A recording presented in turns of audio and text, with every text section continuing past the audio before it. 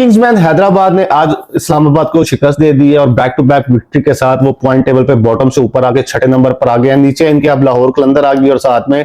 पिंडीज है। पिंडीज तो almost tournament से बाहर हो गया और हम लोग कहीं ना कहीं पे पिंडी को हैदराबाद से अच्छी टीम कह रहे थे, लेकिन हैदराबाद की टीम ने राइट टाइम के ऊपर पेस पकड़ लिया। सेकंड हाफ जैसे ही टूर्नामेंट का शुरू हुआ तो बैक टू बैक विक्ट्रीज के साथ उनका ना सिर्फ नेट रेट बेहतर हो रहा है बल्कि इसके साथ उनकी परफॉर्मेंस से प्लेयर्स भी जानलीन होते हुए नजर आ रहे हैं, जिसके अंदर मैक्सवेल की परफॉर्मेंस काफी अच्छी है और उसके साथ मार्नस लविंगस्टाइन जो है आज 50 करने के बाद जो है उन्होंने मैच करार दिया है। तो ये खुशाइन बात है हैदराबाद के लिए कि वो अच्छे टीम के ऊपर अच्छे टाइम के ऊपर उन्होंने जो है कम बैक कर लिया और टूर्नामेंट को मजीद मजेदार बना दिया। जो मैं 2 दिन पहले इस चीज को प्रेडिक्ट कर रहा था कि 4 टीम जो है वो मोस्ट प्रोबेबली क्वालिफाई कर जाएंगे, जिसके अंदर कराची, मुल्तान, पेशावर और इस्लामाबाद थी, लेकिन अब मुझे लग रहा है कि इसमें लाहौर और किंग्समैन हैदराबाद भी शामिल है, क्योंकि 2-2 मैचेस ये लोग जीते हुए हैं और कहीं पे भी 2-3 मैचेस का अपसेट हो जाए तो बड़ा चीजें ऊपर नीचे हो जाती है। ये चीज हम लोगों ने पिछले लीग्स के मैचेस में भी ये चीज देखी है कि कोई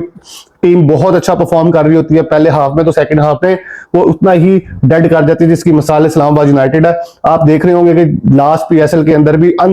डिफीटेबल वो जो है पहले 5 मैचेस जीत चुके थे और उसके बाद लग ही नहीं रहा था कि इनको कोई पकड़ सकता है। और सेकंड फेज जब शुरू हुआ तो अगले 5 मैच स्ट्रेट हार के इस्लामाबाद जो है क्वालिफायर से भी बाहर हो गया था, विच इज वेरी अनफॉर्चुनेट। और वहीं पर लाहौर कलंदर जो कि शायद टूर्नामेंट में बाहर होने की कगार पे था, लेकिन लास्ट 3-4 मैचेस उन्होंने बड़े अच्छे जीते और फिर उस पर क्वालिफायर जीते के बाद फाइनल जीत गए। तो ये होता रहता है। तो मैं ये देख रहा हूँ कि इसके अंदर मैं लाहौर को कभी भी कॉन्ट्रैक्ट से बाहर नहीं करता इस चीज वजह से कि लाहौर अक्सर जो है सेकंड हाफ के अंदर अच्छी क्रिकेट खेलता है जब उनके ऊपर प्रेशर ज्यादा होता है और कहीं ना कहीं पे कम बैक कर लेते हैं। इसी तरह किंग्समैन हैदराबाद की भी अब बात करनी पड़ेगी, क्योंकि उन्होंने बैक टू बैक 2 मैचेस जीत लिए हैं। तो सम टाइम होता भी ऐसा ही है कि किसी टीम जो नई बन रही होती है, शेप में आ रही होती है, अंडर प्रेशर होती है, मैच जीत भी नहीं होती, उन्हें कहीं ना कहीं पे एक क्लिक की जरूरत होती है, एक कॉन्फिडेंस की जरूरत होती है। कहीं पे भी एक नैरो मार्जिन से वो मैच जीता हुआ कहीं फंसा हुआ मैच हो जब वो निकलता है तो वो टीम का जो माइंडसेट होता है वो बदल जाता है। टीम फिर अपने आप पर कॉन्फिडेंस शो करना शुरू कर देती है, प्लेयर्स आपस में जेलिन होना शुरू हो जाते हैं, जिसकी वजह से फिर प्लेयर जो है विनिंग ट्रैक पे होती है। पिछले मैच के अंदर हसन खान की बहुत अच्छी हिटिंग की वजह से इस्लामाबाद में मैच कराची को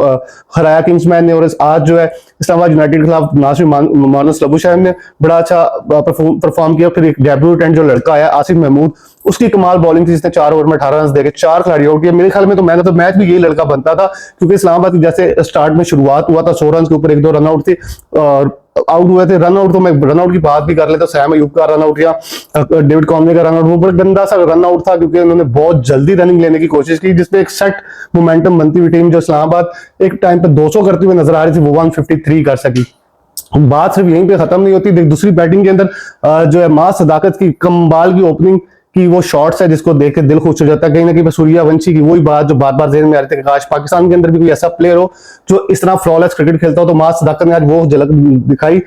अमाद वसीम से पहला ओवर जो है इस्लामाबाद यूनाइटेड ने किया था, फ्लैटेड पहली बॉल की उठा के ऊपर से छक्का मारा पहले ओवर की पहली गेंद पे मां सदाकत ने रूह ताजी कर दी कि हाँ जी, अगर आपको बड़ी जब क्रिकेट खेलनी है और आपको अपनी टीम को विनिंग ट्रैक पे लेके जाना है तो कोई ना कोई कैसे प्लेयर को आपने जो है फ्री हैंड देना होता है, जिसके दिमाग में कोई एक बात ना हो जो आप हमेशा साहबजादा फरहान या इस तरह 2-4 प्लेयर्स हैं जो पहले विकेट को सेट करते हैं, 3-4 बॉल्स रोकते हैं, फिर वो अपना दूसरे तीसरे ओवर मोमेंटम शिफ्ट करते हैं। लेकिन मां सदाकत के अंदर ये बात बिल्कुल नहीं है। वो स्टार्ट के अंदर ही जो है दूसरे ऑपोजिट बॉलर के ऊपर प्रेशर डालता है, जिसकी वजह से आपकी टीम को काफी फायदा था। और यही कुछ इस्लामाबाद यूनाइटेड के खिलाफ किंग्समैन को भी हुआ। किंग्समैन ने ऊपर से स्टार्ट बड़ा तेज लिया, मां सदाकत के quick 30-40 run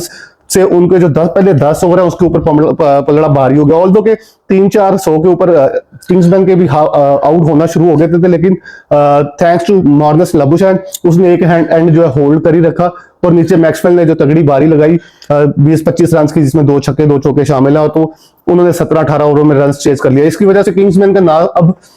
run rate boost हो रहा है, वही ना उसका डगआउट जो है काफी रिलैक्स हो रहा है। किंग्समैन का मसला भी यही पहले 3-4 मैचेस में आ रहा था कि इनका प्रॉपर कॉम्बिनेशन नहीं बन रहा था। हम लोग एक जो मिसिंग चीज देख रहे थे वो यही थी कि आप हसन खान को ऊपर बैटिंग करवा रहे थे, फिर कभी अमाद आजम को ट्राई कर रहे थे, फिर उसके बाद मार्नस लबुशैन भी उसी जगह पे खेल रहे थे, ऊपर से मां सदाकत और सैम अयूब जो है वो नहीं डिलीवर कर पा रहे थे, जिसकी वजह से जो है इनकी ओवरऑल टीम जो है वो शेप में नजर नहीं आ रही थी। लेकिन 3-4 मैचेस में हाल में गुजरने के बाद अब वो टीम ने अपना कॉम्बिनेशन देखा कि कहां पे सेट होता है, जिसके अंदर देखने वाली चीज ये थी कि सैम अयूब को 1 डाउन आज भेजा गया और मार्नस लबुशैन ने ओपन किया। अमूमन मार्नस लबुशैन जो है वो नीचे गिरते, लेकिन शायद उनके बैकएंड के ऊपर भी वही किरदार नजर आ रहा है जो बाबर आजम जो है पेशावर जर्मी के लिए दे रहे हैं कि अगर आपको पता है कि आप पुरानी बॉल पे या बीच के ओवर में सही से तेज रन नहीं कर सकते तो नई बॉल का एडवांटेज लेते हैं और आप रना बॉल या उससे थोड़ा ज्यादा रन कर सकते हैं तो कर लें, और साथ में जो है आपके साथ एक तगड़ा पंच हिटर है जो स्लॉगर है वो हिटिंग करेगा तो आप दूसरे एंड से एक विकेट बचा सकते हैं। तो मेरे ख्याल में ये स्ट्रेटजी जो है किंग्स इलेवन के लिए बड़ी काम आई है